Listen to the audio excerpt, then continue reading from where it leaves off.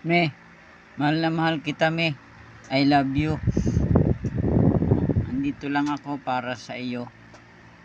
Kaming tatlo ng iyong mga anak. Ang iyong anak. Yan, tatlo kami. Mahal na mahal kita. Ingat ka palagi dyan sa iyong trabaho. I love you.